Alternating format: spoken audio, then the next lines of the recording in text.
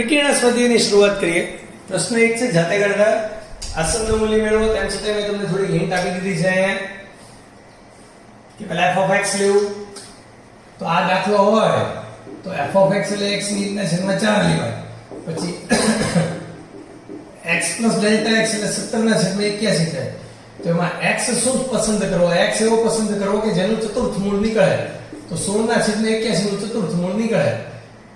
તો આ આખું x + Δx છે. જો x ને 16/81 લીધો હોય, આખો 17/81 હોય, તો Δx 17/81 - 16/81 એટલે 1/81. તો x ને Δx મળી ગયો. તો બસ આ સૂત્ર f(x + Δx f(x) એમાં બધી કિંમતો મૂકી દેવાની. f(x) તો છે એનો વિકલની આવડે અને સાદુરૂપ આપો એટલે તમને આસનનું મૂલ્ય મળી જશે. તો બે દાખલા છે, બંને સહેલા છે, બંને એક જ ટાઈપના છે. આપણે તો અઘરા દાખલા મોર મેથેમેટિક્સ માંથી ગણીને પ્રેક્ટિસ કરેલી છે એટલે વાંધો નથી. બીજા પ્રશ્નની વાત કરીએ. બીજા દાખલાની વાત કરીએ. x બરાબર આગળ મહત્તમ મૂલ્ય ધરાવે છે એવું સાબિત કરવાનું છે. વિકલન કરતા છેદ નામ અંશનું વિકલન માઈનસ અંશ નામ છેદનું વિકલન છેદમાં છેદનો વર્ગ 1 - log x upon x².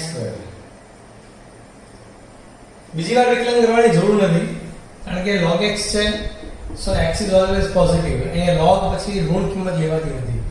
રકમમાં હોય કોઈ તો આપણે સમજવું પડે કે x is positive. તો છેદ તો ધન છે, તો નિર્ણાયક કિંમત એટલે f(x) = 0 લો તો 1 - log x = 0 એટલે કે 1 = log x. 1 એટલે કે log e બરાબર log x એટલે કે x બરાબર e. તો હવે પ્રથમ વિકલિત કસોટી એટલે કે e ની પહેલા અને e ની પછી પહેલું વિકલન કેવું છે એ વિચારવાનું છે. પહેલું વિકલન એટલે કે 1 - log x upon x². 1 - log x upon x². આ પહેલું વિકલન. છેદ તો ધન જ છે x² અને e આગળ 0 થાય. કેમ?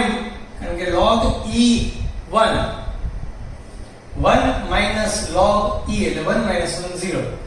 તો એનો મતલબ e કરતા નાની કિંમત હશે ત્યારે આની કિંમત 1 કરતા નાની હશે એટલે કે 1 - 1 કરતા નાની કિંમત. સો this is positive and this is negative. તો સ્પષ્ટ છે કે x બરાબર e આગળ f(x) મહત્તમ છે પ્રથમ વિકલિત કસોટીના આધારે. તો એવું સાબિત કરવાનું હતું કે x બરાબર e આગળ મહત્તમ મૂલ્ય ધારણ કરે છે એવું સાબિત કરો.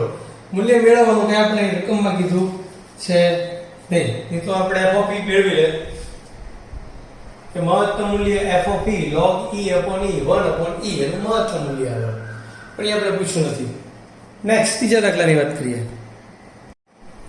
રકમ બહુ મોટી છે, દાખલો એટલો જ સહેલો છે, ખાલી રકમ સમજવાની છે. સમદ્વિ બાજુ ત્રિકોણના આધારનું માપ આપેલું છે એટલે અચળ છે. કઈ લીધું છે બાજુ? આ સમદ્વિ બાજુ ત્રિકોણ બે બાજુ સમાન, અને એનો વેધ કહેવાય, આને એનો આધાર કહેવાય. આ બી આપી દીધો છે.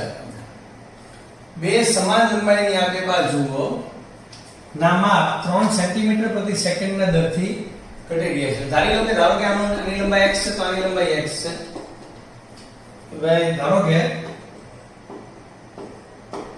બે સમાન લંબાઈની બાજુઓની લંબાઈ x સેન્ટીમીટર છે તેમ લેતા.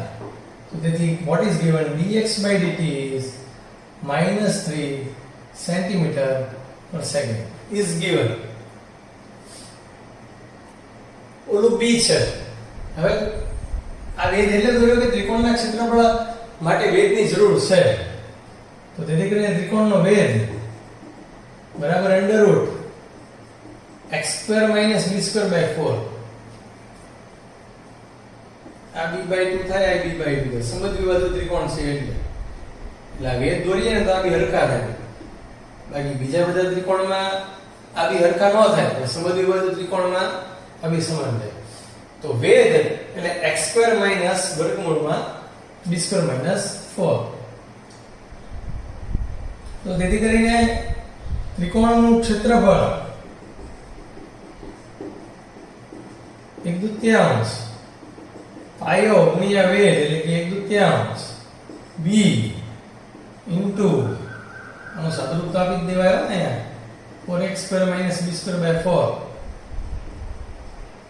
એટલે કે વર્ગમૂળમાં 4x square minus b square by 2. એ આપણને પૂછ્યું છે ત્રિકોણનું ક્ષેત્રફળ કેટલી ઝડપથી ઘટશે. આપણે મેળવવાનું છે dA dt વધારા કે ઘટાડાનો દર. તો b/4 અચળ વર્ગમૂળ √x નું વિકલન 1/√x પાછું આનું વિકલન 8x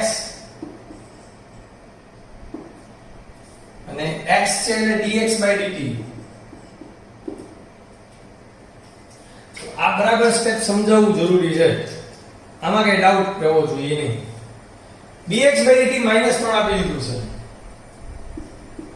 આ cancel. b * x √ 4x square minus b square, this is -3. તો રકમમાં એવું કીધું છે કે ત્રિકોણનું ક્ષેત્રફળ કેટલી ઝડપથી ઘટે, પણ ક્યારે?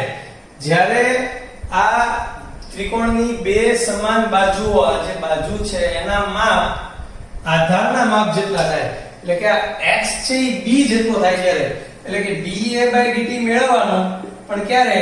at x = b, એટલે x ની જગ્યાએ b મૂકી દેતા, b ગુણ્યા b 4b square minus b square. ધીરે ધીરે સાદુરૂપ આપતા, this is b square upon √3b minus √3, so minus √3b centimeter square પ્રતિ સેકન્ડ. એટલે છેલ્લે જવાબમાં લખવાનું તેથી ત્રિકોણનું ક્ષેત્રફળ √3b સેન્ટીમીટર સ્ક્વેર પ્રતિ સેકન્ડના દરથી ઘટશે. ત્રિકોણનું ક્ષેત્રફળ √3b સેન્ટીમીટર સ્ક્વેર પ્રતિ સેકન્ડના દરથી ઘટશે. This is the answer. આવી રીતે છેલ્લે લખી નાખવાનું છે. તો રકમની દાખલાની રકમ મોટી લાંબી હતી, બાકી સરળ દાખલો હતો. આગળ વધીએ. તમે જાતે ગણતા જો દાખલો, કોઈ નવું કઈ આમાં છે નહીં, બહુ સીધી સાદી રીતે ગણિત નાખવાનું. આપણે આપેલું છે y² = 4x સમીકરણ આપેલું છે. હવે એમાં મારી પાસે ટેક્સ્ટ બુક અત્યારે અવેલેબલ નથી. ટેક્સ્ટ બુકમાં જે રકમ હોય y² = 4x અત્યારે લેતા. સૌથી પહેલા સ્પર્શકનો ઢાળ મેળવવા માટે 2y dy/dx = 4, એટલે dy/dx બરાબર 2/y. એટલે આપણને dy/dx એટલે સ્પર્શકનો ઢાળ મળી ગયો. તો તેથી કરીને dy/dx કયા બિંદુએ? dy/dx at 1,2, this is 2/2 is 1. તેથી 1,2 બિંદુએ અભિલંબનો ઢાળ -1 થાય. કારણ કે ઓલો સ્પર્શકનો ઢાળ 1 હોય, તેનો વિરોધીને વ્યસ્ત -1. તો તેથી કરીને ઢાળ મળી ગયો બિંદુ 1,2. તેથી માગેલ અભિલંબનું સમીકરણ y - y આમ ઢાળ x - x આમ સાથે હતા. અહીંયા y² = 4x વક્રનું સમીકરણ હોવું જોઈએ, બરાબર? x² = 4y નહીં, x² = 4y હોય તો જવાબ અલગ આવે. આ દાખલો સહેલો છે, જાતે ગણતા જ છે, પણ ગણાવી દઉં છું. પ્રચલ સમીકરણ આપ્યા છે અને એમાંથી અભિલંબનું સમીકરણ મેળવવાનું છે. અભિલંબનું ઉગમ બિંદુથી અંતર અચળ છે બતાવવાનું. સૌથી પહેલા તો સ્પર્શકનો ઢાળ મેળવવાનો હોય, એટલે કે dx/dθ મેળવવાનો. a cos θ no - sin θ, a અચળ, આના વચ્ચે ગુણાકારનો નિયમ. θ આના cos θ, sin θ આના θ નો 1.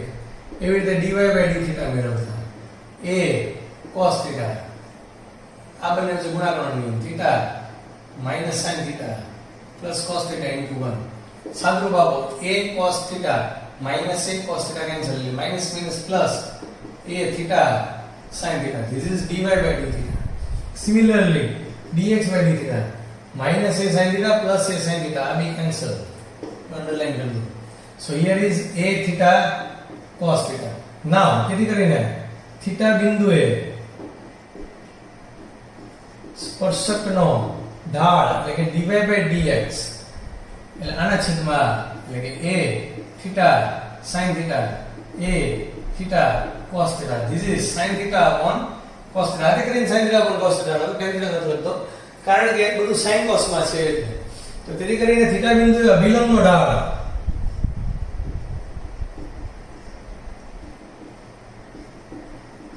માઈનસ cos થીટા ના છેદમાં sin થીટા હવે તમને અભિલંબનો ઢાળ મળી ગયો હવે તમારે અભિલંબનું સમીકરણ મેળવવું છે થીટા બિંદુ તમને આ બિંદુ તો આપી દીધું છે x m ને y m તો તેથી કરીને અભિલંબનું સમીકરણ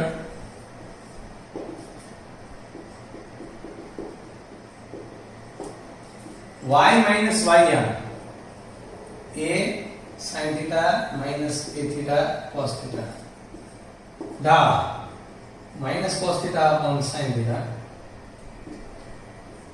x minus xm a cos theta plus a theta sin theta ધીરે ધીરે સાદરૂપ આપો આ sin theta છે ને એને બનાવી દો y sin theta minus a sin square theta minus minus plus a theta sin theta into cos theta minus cos theta ની અંદર બનાવી દો minus x cos theta minus minus plus a cos square theta minus minus plus a theta sin theta into cos theta a theta sin theta cos theta cancel minus x cos theta ના બાજુ લઈ જાઓ x cos theta plus y sin theta બરાબર a કારણ કે આને આમ લઈ જાવ એટલે બંનેમાંથી a common sin square theta cos square theta is 1a તો આ આપણે અભિલંબનું સમીકરણ મળી ગયું તો તેથી અભિલંબનું ઉગમ બિંદુથી અંતર એટલે માનાંકમાં c વર્ગમૂળમાં a square plus b square માનાંકમાં a એટલે માનાંકમાં c એટલે a માઈનસ a કહેવાય તો a માનાંકમાં વર્ગમૂળમાં a સ્ક્વેર એટલે x નો સહગુણક ને b સ્ક્વેર એટલે y નો સહગુણક cos square plus sin square so this is માનાંકમાં a એટલે ઉગમ બિંદુથી અંતર અભિલંબનું અચળ છે માનાંકી અચળ કહેવાય સાબિત થઈ ગયું એ ખાલી દાખલો સીધે સીધો ગણિત જવાનો છે જવાબ એની મેળ આવી જાય છે ચલો દાખલો હતો છઠ્ઠા દાખલાની વાત કરીએ છઠ્ઠો દાખલો મસ્ત છે એક્ચ્યુઅલી આ દાખલો એકાદ વાર આપણે ગણવો પડે પછી જ આવડે પ્રક્રિયાના સ્વાધ્યાયનો અમુક વિશિષ્ટ દાખલાઓમાંનો એક દાખલો ગણી શકાય ક્યાં વધે ક્યાં ઘટે એ અંતરાલ નક્કી કરવા છે એટલે આનું એક સાદુરૂપ છે અને એ સાદુરૂપ આમ થોડું વિચારી તો દેખાય કે વધે ઘટે નક્કી કરવા માટે વિકલન કરવાનું એ ખબર છે પણ વિકલન કરતા પહેલા જો આમાંથી -x કોમન લેવામાં આવે તો 2 cos x અંશમાં વધે છે or sin x minus x common 2 cos x upon 2 cos x ને સ્વતંત્ર છેદ કરતા 4 sin x 2 cos x minus x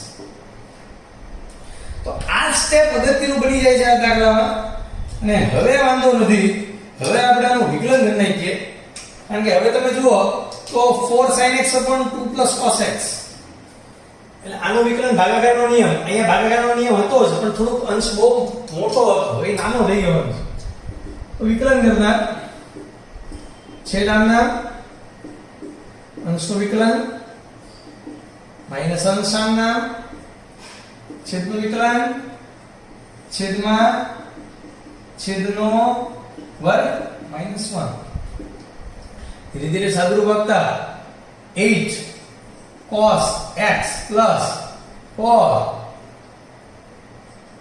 cos square x plus 4 sin square x upon 2 plus cos x all square minus 1 plus स्पष्ट है कि 4 cos square x plus 4 sin square x એટલે તમને ખબર પડે છે કે this is 4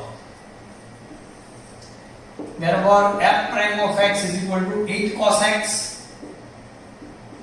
plus 4 2 plus cos x all square સાદુરૂપ તો આપવું જ પડશે કારણ કે પ્લસ માઈનસ તો જ ખબર પડશે કે આખું સાદુરૂપ આપ્યા પછી કે કેવું દેખાય છે તો આનો લસાઅ લેતા એટલે કે minus 2 plus cos x all square ધીરે ધીરે સાદુરૂપ આપતા છેદમાં રહેવા દેતા કારણ કે છેદમાં all square છે એ ધન છે એ નક્કી છે 8 cos x plus 4 plus 4 cos x cos square x 4 cancel 8 cos x minus 4 cos x 4 cos x minus cos square x 2 plus cos x all square માથેથી cos x common 4 minus cos x 2 plus cos x all square બરાબર આ આપણું કામ કરશે આ બહુ સ્પષ્ટ રીતે કહે છે કે આ વિકલન ક્યારે ધન છે ક્યારે ઋણ છે હવે ઈઝીલી આપણે નક્કી કરી શકીશું કેમ તમને સમજાવો છેદ તો ધન જ છે બીજી વાત 4 minus cos x always positive કારણ કે cos ની તાકાત કેટલી મેક્સિમમ 1 થઈ શકે મિનિમમ -1 તો 4 માંથી 1 જાય તો 3 રહે 4 માંથી -1 જાય તો 5 થઈ જાય એટલે કે ચોખ્ખી વાત છે કે this is always positive કે જે હું લખીશ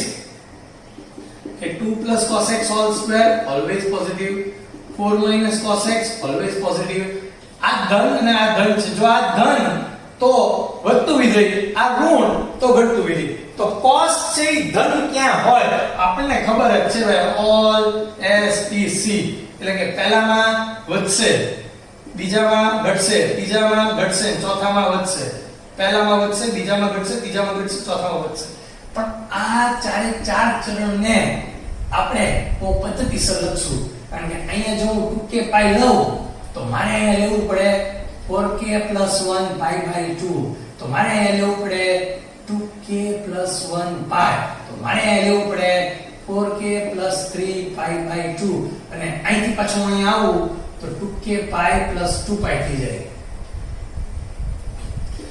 ત્રિકોણમિતિનો જેડબલ્યુ નો એક લેક્ચર આપણે એટલે જ વચ્ચે લીધો હતો કે ભાઈ આ બધી વાતમાં કોઈ જગ્યાએ પ્રોબ્લેમ થાય નહીં અહીંથી અહીંયા ગયા ને એટલે બીજું કાઈ નથી કીધું અહીં 2k પાઈ હોય તમને ખબર જ છે એમાં મેં પાઈ બાય 2 ઉમેર્યું જો 2k પાઈ 5 બાય 2 લસા લેતા 4k pi 5 by 2 અંશમાંથી pi common લેતા 4k 1 બાય 2 તો 4k 1 પાઈ બાય 2 આવી ગયું પાછું આમાં પાઈ બાય 2 ઉમેર્યું એટલે આ આવ્યું એમાં પાઈ બાય 2 ઉમેર્યું એટલે આ આવે એમાં પાઈ બાય 2 ઉમેર્યું એટલે આ આવે આની અંદર પાઈ બાય 2 ઉમેર્યું એટલે આ તો આમ ચાર વિકલ્પ લેવાના છે આપણે વિકલ્પ પહેલો જો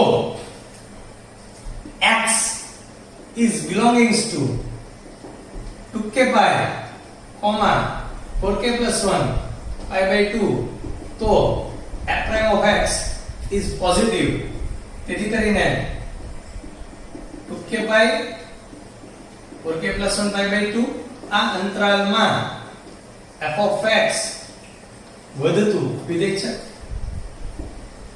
વિકલ્પ નંબર 2 x belongs to બીજો અંતરાલ 4k plus 1 pi by 2 થી 2k plus 1 pi માં હજી આ લખવું હોય તો લખાય કે આની અંદર આમાં cos x પોઝિટિવ એટલે કે આમાં cos x નેગેટિવ તેથી f prime of x is also negative તો 4k plus 1 pi by 2 થી 2k plus 1 pi માં f of x ઘટતું વિધેય છે વિકલ્પ નંબર 3 હવે આ લખી દોડી નાખ્યું તો સીધા વિકલ્પ લખવા રહે x belongs to 2k plus 1 pi થી 4k plus 3 pi by 2 તો એમાં પણ ઘટતું વિધેય છે અને વિકલ્પ નંબર 4 એટલે તમારે થોડું સિસ્ટમેટિક લખવાનું કે આમાં cos less than 0 એટલે prime x less than 0 એટલે ઘટતું વિધેય છે વિકલ્પ નંબર 4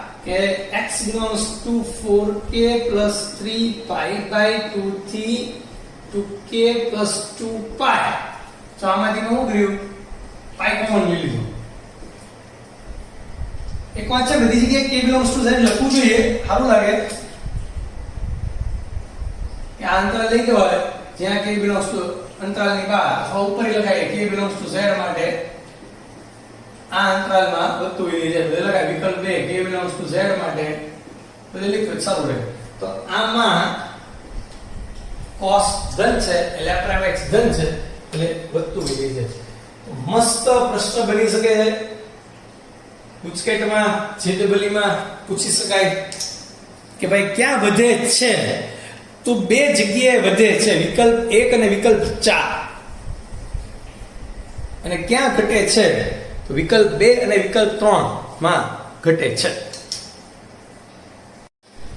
છઠ્ઠા દાખલાની જેમ જ છે, ક્યાં વધે ક્યાં ઘટે નક્કી કરો. તો સહેલો દાખલો છે, વિકલનની આનું સહેલું છે.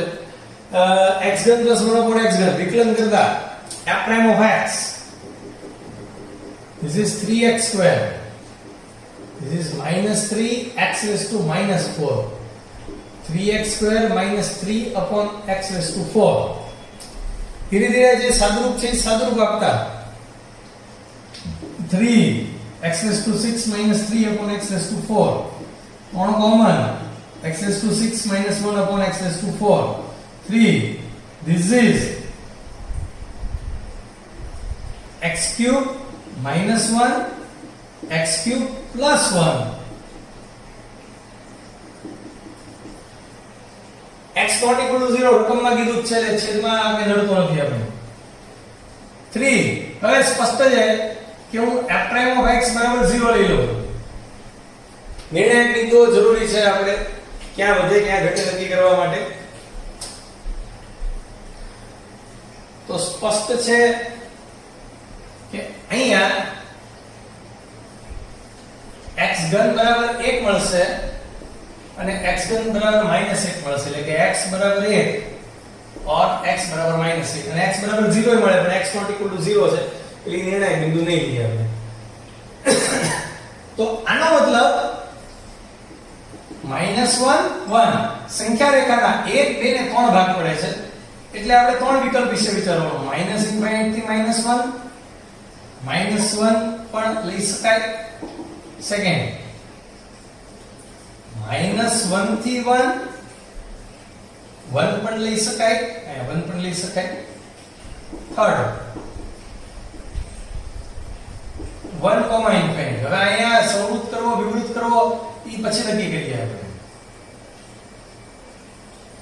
તો -∞ થી -1 એટલે એમાંથી કોઈ પણ એક કિંમત -2 આની અંદર નાખો છેદ ધન થાય. -2 અહીંયા નાખો એટલે -2 નો ઘન -8 -1 આ ઋણ થાય.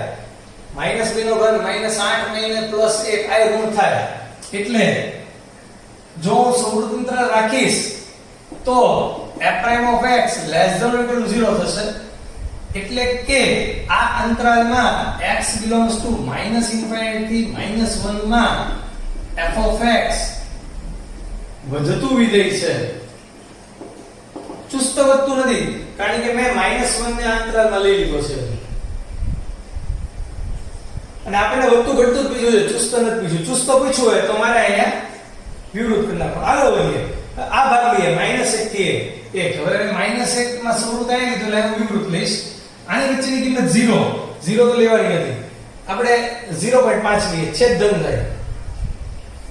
0.5 નો ઘન ધન થાય વત્તા 1 ધન થાય, પણ 0.5 નો ઘન 1 કરતા નાનો થાય એટલે આ કિંમત ઋણ થશે.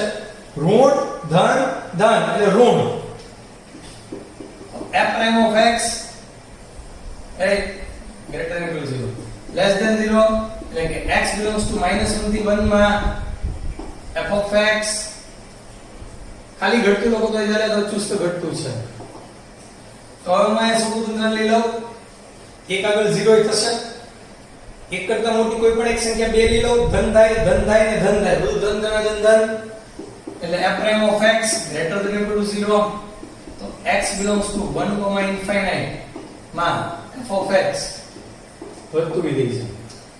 હવે આમાં આપણે 2-3 માર્કમાં પૂછે તો આ રીતે તમે જવાબ લખો, ખોટો જવાબ નથી. પણ MCQ માં પૂછે કે ચુસ્ત ઘટતું છે અથવા ઘટતું વિધેય છે, ખાલી એમ પૂછે તો ઘટતું વિધેય તો એ સમૃદ્ધ અંતરાલ -1 થી 1 માં થાય, એટલે કે એ ઓપ્શન સિલેક્ટ કરતા આવડવા જોઈએ.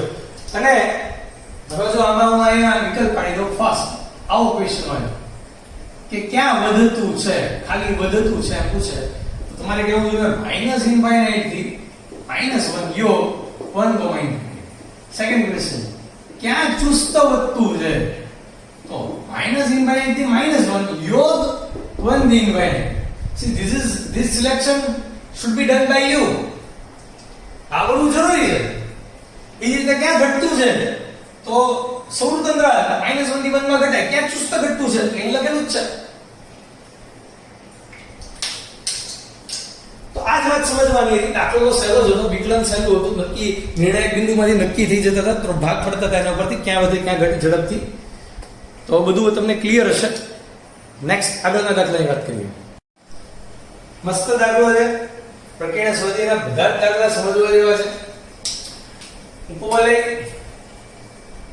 વળી વિશે અમે સારી રીતે જાણીએ છીએ.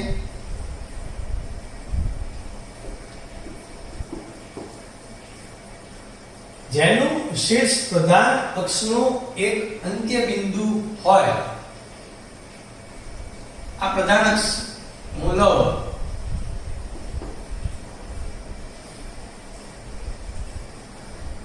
તો આને પ્રધાન અક્ષનું અંત્ય બિંદુ આ બે આ બંને છે. આ છે 1,0 આ -1,0. આપણે +1,0 કે પ્રધાન અક્ષનું અંત્ય બિંદુ હોય તેવા ઉપવલયમાં અંતર્ગત સમદ્વિ ભુજ ત્રિકોણનું મહત્તમ ક્ષેત્રફળ શોધો. એટલે મારે એક સમદ્વિ બાજુ ત્રિકોણ દોરવાનું છે અંદર અને એનું ક્ષેત્રફળ મેળવવાનું છે. એટલે એનું ક્ષેત્રફળ મહત્તમ બતાવવાનું પછી મેળવવાનું.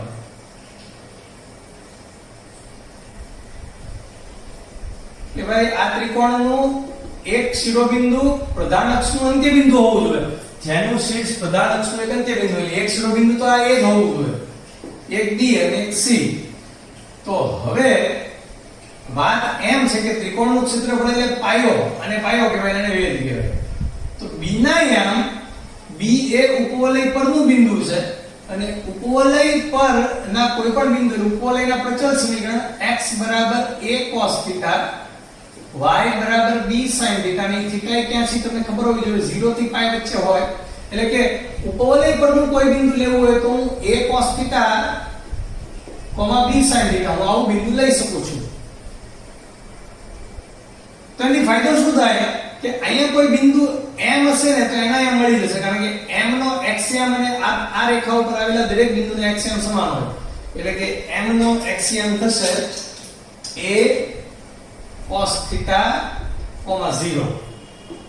તો એથી ફાયદો થાય કે વેધની લંબાઈ મળી જાય, આની લંબાઈ મળી જાય, એનું ડબલ કરીએ એટલે આ પાયાની લંબાઈ મળી જાય, તો ક્ષેત્રફળ 1/3 પાયો ગુણ્યા વેધ મળી શકે આપણને. તો હવે સૌથી પહેલા તો અહીંયા લખી નાખો ત્રિકોણ ABC એ ઉપવલયમાં અંતર્ગત છે. એના યામ a, 0 b a cos θ, b sin θ. c ના એની જરૂર નથી. અહીંયા ત્રિકોણનો વેધ am ની લંબાઈ એટલે વર્ગમૂળમાં x યામોના તફાવતનો વર્ગ વત્તા y યામોના તફાવતનો વર્ગ am. તો વર્ગમૂળમાં આના વર્ગનું વર્ગમૂળ માનાંકમાં a cos θ, a બાદ લેતા a ને આપણે ધન જ સ્વીકારવાનો હોય, માનાંકમાં 1 cos θ. અને સ્પષ્ટ છે કે 1 cos θ always positive, કારણ કે 1 cos θ always positive.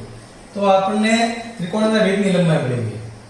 હવે પાયા માટે ત્રિકોણ ABC નો પાયો એટલે રેખાખંડ BC. તો એમાં એક કામ થઈ જાય, BM મળી જાય આપણને, આ મળી જાય. કેવી રીતે મળે? તો આ જે y યામ છે ને અહીંયાની લંબાઈ છે. તો તમે જો x યામ નો તફાવતનો વર્ગ a cos θ - a cos θ 0, b sin θ - 0 all square અને એનો વર્ગમૂળ લ્યો, બે બિંદુ વચ્ચેનું અંતર મેળવો તોય તમને મળી જશે b sin θ. તો તેથી કરીને BC બરાબર 2b sin θ એનું ડબલ. તો તેથી કરીને ત્રિકોણ ABC નું ક્ષેત્રફળ 1/2 પાયો ગુણ્યા ભેદ 1/2 પાયો એટલે કે 2b sin θ ગુણ્યા a કૌંસમાં 1 cos θ.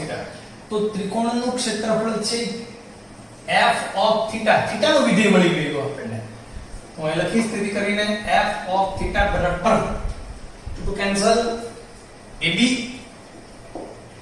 sin θ 1 cos θ. આપણને આપણું જે મેઈન કામ હતું એ થઈ ગયું કે થીટા નું આપણે વિધેય મળી ગયું. હવે આપણી માટે કામ ઘણું બધું સહેલું થઈ જશે, કારણ કે હવે આ ક્ષેત્રફળને મહત્તમ બતાવવા માટે નો રસ્તો ખબર છે કે ભાઈ પહેલું વિકલન કરવાનું, બીજું વિકલન કરવાનું, પહેલા વિકલન બરાબર 0 લેવાનું, થીટાની કિંમત મળે, બીજા વિકલનમાં મૂકવાનું, બીજું વિકલન ઋણ આવવું જોઈએ. આખી વાર્તા હવે આપણી આગળ ક્લિયર હોવી જોઈએ. પણ હજી અહીંયા આગળ વધતા પહેલા એક સાદુરૂપ આપણે આપી દઈશું, કારણ કે ગુણાકારનો નિયમ વિકલનમાં કરવો નથી આપણે. એટલે AB sin θ minus sin θ into cos θ. અને sin θ into cos θ ને તમે તરત આમ જ લખો છો AB sin θ minus 1/2 sin 2θ. આવું તો તમને આવડે છે. હું પહેલું વિકલન કરું f પ્રાઇમ θ AB અચળ sin નું cos અને sin 2θ નું cos 2θ into 2. બીજું વિકલન કરી નાખું AB minus sin θ plus 2 sin 2θ. બીજું વિકલન ભલે આમ નાખ્યું. હવે પહેલા વિકલન બરાબર 0 લો એટલે AB છે છેદમાં આવી જાય cos θ બરાબર cos 2θ અને આને લખાય cos θ બરાબર 2 cos square θ minus 1 એટલે cos નું સમ 2 cos square θ minus cos θ minus 1 બરાબર 0. બે એક આ બે અવયવ પડે 2 cos square θ minus 2 cos θ plus cos θ minus 1 બરાબર 0. પેલા બેમાંથી 2 cos θ કોમન એટલે કે cos θ minus 1 common cos θ minus 1. તો cos θ ની કિંમત મળે કે કાં તો અમારી plus 1 કોમન સોરી plus 1 એટલે cos θ minus 1 કાં તો cos θ બરાબર -1/2 અથવા cos θ બરાબર 1. પણ θ જે 0 ને π ની વચ્ચે હોય તો આ શક્ય નથી, because 0 less than θ less than π. તો આ શક્ય છે θ બરાબર cos ની 1/2 એટલે કે π/3 રેન્જ, પણ -1/2 એટલે 0 થી π માં બીજું ચરણ 2π/3. આને બીજા વિકલનમાં નાખતા f prime of 2π/3 AB minus sin 2π/3 plus 2 sin 4π/3. હવે જગ્યા નથી, આપણે હોલમાં લેક્ચર હોય તો બંને બોર્ડ ભરાઈ ગયા છે, સમજવાનું કેટલું બધું મેં લખી નાખ્યું છે. એટલે હું રકમ ને આ બધું જવા દો, હા એટલું જવા દો. ચાલો તો હવે આગળ વધીએ, સાદુરૂપ આપીએ. બીજું વિકલન શું આપવું જોઈએ? ના અહીંયા કોઈ નથી, લેક્ચર ચાલુ છે બેટા. f double prime of 2π/3 is equal to AB minus this is √3/2 plus 2 into minus √3/3, કારણ કે ઓલું બીજું ચરણ એટલે એમાં ધન અને છેદ કરતા અંશક વધારે 4π/3, ત્રીજું ચરણ એટલે એમાં ઋણ. તો સ્પષ્ટ છે કે I ઋણ આ પણ ઋણ એટલે આખું ઋણ થઈ ગયું. So this is less than 0, સાદુરૂપ આપવાની જરૂર નથી. તો x બરાબર θ બરાબર 2π/3 માટે સમદ્વી બાજુ ભુજ ત્રિકોણ બાજુ લખો તો વાંધો નહીં, ત્રિકોણનું ક્ષેત્રફળ મહત્તમ છે અને આપણે મહત્તમ ક્ષેત્રફળ મેળવવાનું છે. તો તેથી કરીને ત્રિકોણનું ક્ષેત્રફળ f of theta સૂત્ર અહીંયા આપણે મેળવેલું છે AB sin 2π/3 1 minus cos 2π/3. આમાં મૂકો તોય વાંધો નથી, આમાં મૂકો તોય વાંધો નથી. કારણ કે હવે તો જે આવવાનો છે ફાઇનલ આન્સર છે. This is √3/2 બીજું ચરણ 1 minus 1 plus 1/2. તો આ બધા સ્ટેપ લખતા 1 minus 1/2. So AB √3/2 1 plus 1/2. So this is AB √3/2 3/2. So 3√3 AB 3√3/4 AB. તો આપણે મહત્તમ ક્ષેત્રફળ પણ મેળવી લીધું. તો બરાબર મહેનત કરાવે એવા દાખલા છે, મસ્ત દાખલા છે 10-10 મિનિટના. અને આપણે જો હોલમાં લેક્ચર લેતા હોય ને તો આખું બોર્ડ ભરાઈ જાય, બંને બોર્ડ. એટલે એક દાખલામાં ઓછામાં ઓછી 30 મિનિટ થાય. એક બોર્ડ લગાય, બીજું બોર્ડ લગો, એટલે 15 મિનિટનો સમજાવતા દાખલો થાય અને પાછું તમારે બોર્ડ પર 15 મિનિટનું થાય, જે આપણે 10-10 મિનિટમાં પૂરા કરી રહ્યા છીએ. આપણો ઘણો બધો સમય બચી રહ્યો છે. આગળ વધીએ. બધા જ દાખલા સરસ છે, આપણે દરેક દાખલામાં એવું કહીએ જ છીએ અને છે જ હકીકતમાં.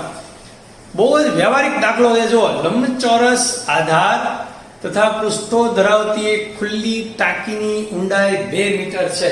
જો આપણે એક બે દિવસ પહેલા, આગળના લેક્ચરમાં, એક દિવસ પહેલા નહીં, આગળના લેક્ચરમાં આપણે આવું બનાવ્યું હતું. એનો જે આપણે ઉપયોગ કરી નાખીએ સમજવામાં કે આ ખુલ્લી ટાંકી, પાણીની ટાંકી છે, સમજી લઈએ. બોક્સ નહીં પણ ટાંકી, બરાબર. અહીંયા એમ જ કીધું ખુલ્લી ટાંકી એટલે માથે ઢાંકણું નથી, ખુલ્લી છે. હવે ડાયમેન્શન મેં લખેલા છે. આ થઈ ગયું ટાંકીની ઊંડાઈ, આ બરાબર. લંબાઈ ને પહોળાઈ મેં x અને y ધારી લીધી છે, તમને દેખાય છે. ઘનફળ 8 મીટર ઘન છે, એટલે ટાંકીનું ઘનફળ લંબાઈ ગુણ્યા પહોળાઈ ગુણ્યા ઊંચાઈ. ભાઈ ધારો કે ટાંકીની લંબાઈ x મીટર, પહોળાઈ y મીટર અને ઊંડાઈ 2 મીટર આપેલી છે. તેથી ટાંકીનું ઘનફળ 2 ગુણ્યા એટલે કે લંબાઈ ગુણ્યા પહોળાઈ ગુણ્યા ઊંડાઈ. This is given 8 to xy. So we are getting xy equal to 4. અને હું બોક્સ કરી દઉં. એટલી માહિતી આપણને મળી. આગળ વધીએ. જો આ ટાંકીના આધારના બાંધકામની કિંમત, એટલે આ ટાંકી હોય ને, બરાબર, તો આ એનો બેઝ, આ એનો આધાર થયો અને આ એની સાઈડની બાજુઓ થઈ 1 2 3 4, બરાબર. આ એનો આધાર અને આ એની સાઈડની બાજુ. તો આધારનું ક્ષેત્રફળ એટલે લંબાઈ ગુણ્યા પહોળાઈ xy થાય. આ ક્ષેત્રફળ આ લંબાઈ ગુણ્યા પહોળાઈ 2x એટલે I2x એટલે 4x અને આ 2 છે એટલે 2y. આ ઊંડાઈ 2 છે ને, 2y 4y એટલે 4y 4x. એટલે એની બધી બાજુઓ દીવાલ આવી ગયા છે. ઊંડાઈ માટેની જે દીવાલ થઈ ને એ 4x 4y. આધારનો, કારણ કે ટાંકી બનાવવા માટે બેઝ છે તો એમાં બરાબર માલ સામાન ભરવો પડે, એ મજબૂત હોય. પછી દીવાલ તો હું ઈંટડાથી હું ચણી નાખવાની, એટલે એનો ખર્ચો ઓછો હોય. તો પાયાનો 70 રૂપિયા પ્રતિ મીટર સ્ક્વેર ખર્ચ થાય છે અને પૃષ્ઠો, એટલે મેં તમને કીધું એમ કે 4 દીવાલો બનાવવાનો ખર્ચ 45 રૂપિયા પ્રતિ મીટર સ્ક્વેર થાય છે, કે ઓછો હોય, સ્વાભાવિક છે. તો ટાંકી બનાવવા માટેનો ન્યૂનતમ ખર્ચ મેળવવાનો છે, એટલે કે ખર્ચનું પહેલા આપણે વિધેય મેળવવું પડશે અને એને ન્યૂનતમ બતાવવું પડશે અને મેળવવાનું છે. તો સૌથી પહેલા તો આપણે ટાંકીનું ક્ષેત્રફળ, કે ભાઈ ટાંકીના પાયાનું ક્ષેત્રફળ તો આ રહ્યો, આ પાયો x ગુણ્યા y xy, અને xy ની કિંમત 4 આપણને મળી ગઈ, 4 મીટર સ્ક્વેર. કારણ કે xy હોય તો x * y બરાબર 4 આપણને આગળથી જ મળેલું છે. આગળ પૃષ્ઠોનું ક્ષેત્રફળ, તો આ પૃષ્ઠ થયા એના 2x + 2x 2x + 2x + 2y + 2y, so 4x + y આ પૃષ્ઠોનું ક્ષેત્રફળ. તો ટાંકી બનાવવાનો કુલ ખર્ચ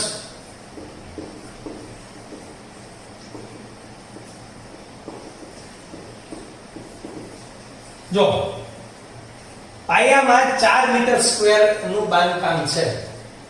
પ્રતિ મીટર સ્ક્વેર 1 મીટર સ્ક્વેર ના 70 રૂપિયા, તો 4 મીટર સ્ક્વેર ના 7 ચોક 28 280 રૂપિયા પાયાનો ખર્ચો થશે. બહુ સીધો હિસાબ આપણને મળી રહ્યો છે. તો હું એમ લખીશ કે ભાઈ 4 એટલે કે પાયો ગુણ્યા 70, એક ત્રિરાશી જ માંડવાની છે કે 1 મીટર સ્ક્વેર ના 70 રૂપિયા, તો આટલા મીટર સ્ક્વેર ના કેટલા. એવી જ રીતે અહીંયા 1 મીટર સ્ક્વેર ના 45, તો આટલા મીટર સ્ક્વેર ના કેટલા, એટલે કે 45 ગુણ્યા 4 કૌંસમાં x + y. તો આપણને ખબર છે કે આ રીતે ખર્ચનું વિધેય છે કાં તો x માં હોવું જોઈએ કાં તો y માં હોવું જોઈએ, એટલે જે ખૂબ સરળતાથી આપણે મેળવી શકીએ છીએ. કારણ કે x * y બરાબર આપણી પાસે 4 ઓલરેડી છે, તો y એટલે 4/x ઓલામાં મૂકી દેતા 728 180 x + 4/x, તો ખર્ચનું વિધેય f of x આપણને મળી ગયું. હવે આપણે એનું પહેલું વિકલન કરશું, બીજું વિકલન કરશું. f'(x) this is 0 180 1 અને 1/x નું -1/x². હું સીધું લખવા જઈ રહ્યો તો વાંધો નથી. 180 1 - 4/x². બીજું વિકલન કરતા 180 આમ નામ 1 નું 0 -4 આમ નામ x ની -2 ઘાતાંકનો થાય -2 x ની -3, એટલે કે 180 8/x². એટલે આ તો હંમેશા ધન જ થવાનું.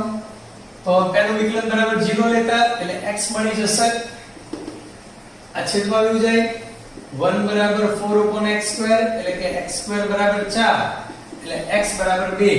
કારણ કે ઈ ટાંકીની લંબાઈ છે. લંબાઈ ઋણ હોય એટલે ±2 નો ઈ 2 જ હોય. 2 મીટર. x ની કિંમત મળી ગઈ, x બરાબર 2, એટલે y ની કિંમત મળી જાય. કારણ કે x બરાબર 4 છે. ઓળખો તેથી કરીને y બરાબર 4 અને x અને y ની કિંમત આમાં મૂકી દો એટલે ટાંકી બનાવવાનો ખર્ચ ન્યૂનતમ ખર્ચ મળી જાય. શા માટે ન્યૂનતમ? કારણ કે x ની આ કિંમત માટે બીજું વિકલન f'(2) is always positive. બીજું વિકલન ધન હોય એટલે કે x બરાબર 2 મીટર ત્યારે ખર્ચ ન્યૂનતમ છે. અને ન્યૂનતમ ખર્ચ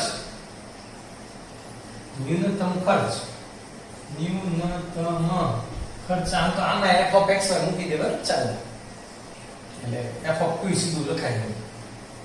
f of 2 બધું એનું જ છે.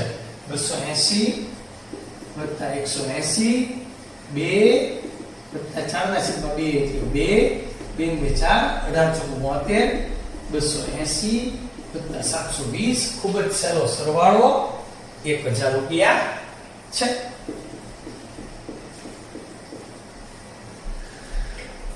એકદમ પ્રેક્ટિકલ દાખલાઓ કે આપણે હકીકતમાં ઘરમાં આવી પાણીની ટાંકી લંબચોરસ બનાવવા જઈ રહ્યા હોય, આપણે એમ થાય આપણા ઘરે ટાંકી બંધ હોય ભાઈ, ખુલ્લી ન હોય, આપણે માથે પછી પતરું જ મૂકવાનું હોય, જે છે એનું ચણતરનો જ મેઇન ખર્ચ છે. તો કાયદેસર આપણે ખર્ચ કાઢી શકીએ અને ન્યૂનતમ ખર્ચ કરવા માટે એના ડાયમેન્શન નક્કી કરી શકીએ કે લંબાઈ 2 રાખવી જોઈએ, પહોળાઈ ઊંડાઈ તો આપણે નક્કી હતી 2 મીટર, પહોળાઈ પણ 2 રાખવી જોઈએ. તો એ આઈડિયા આપણને વ્યવહારિક રીતે આવે છે આવા દાખલો ગણવાથી. 10મા દાખલાની વાત કરીએ. સહેલો દાખલો છે, તમે જાતે ગણી શકો એવો છે. એમાં સીધું તમે જે આપેલું છે એ પ્રમાણે હાલે રાખો એટલે જવાબ આવી જશે.